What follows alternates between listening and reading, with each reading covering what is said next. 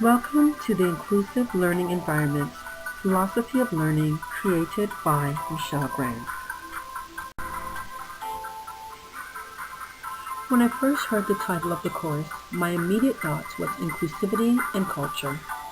I thought the course would be covering religion, race, gender, sexual orientation, and how to be accepting of these differences.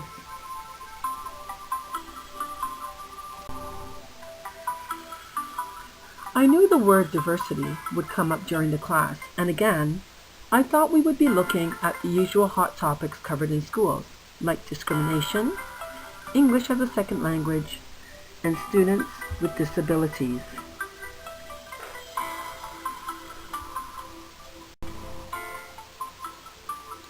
Diversity is unique because of the differences individuals can bring together. Inclusion mixes these differences up and makes it work. This speaks to the asset-based approach, looking at a child's strength in order to remove the barriers and meet the specific goal. For example, the student I'm currently supporting has autism and ADHD, but he's excellent at math, reads with great expression, retains information, loves board games, he's extremely funny, and an amazing singer. His class is practicing for the winter program, and I cannot get this student to join in with his class. In order to include him, I suggested that we send the parents the link to the song via email. This gives him an opportunity to practice at home in a safe place. Once he knows the song, he can join in with his class to sing it at the presentation.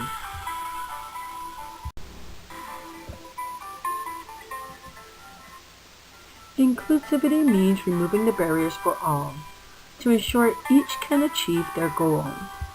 To be an inclusive educator, we must create a curriculum to meet the needs of all students with and without disabilities.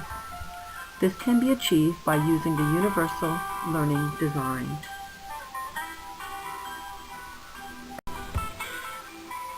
Some examples of the Universal Learning Design offer reading materials in various forms, such as iPads, computers, iPods for audiobooks, and traditional books. Allow students to show their work in various ways, by drawing, by print, video, or recording. Offer flexible seating for the child that requires sensory, motion, or just needs to stand up. Purposeful play. What can a child learn from this activity? A child can learn colors, shapes, how to draw, numeracy. They can learn how to add and subtract. They can learn about values, subitizing, sharing, patience, and this activity can develop and increase the child's vocabulary.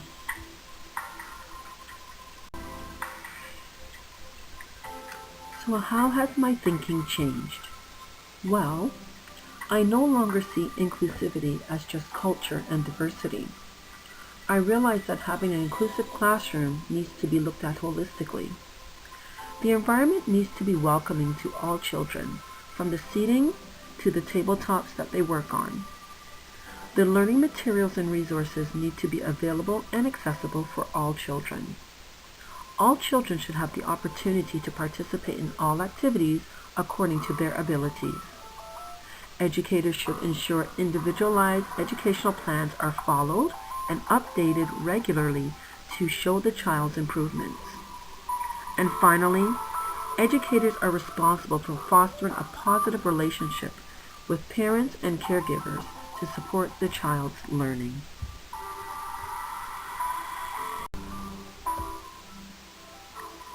Please pause the video here to take a look at this slide. This slide outlines what inclusivity is. Thank you so much for watching and for listening.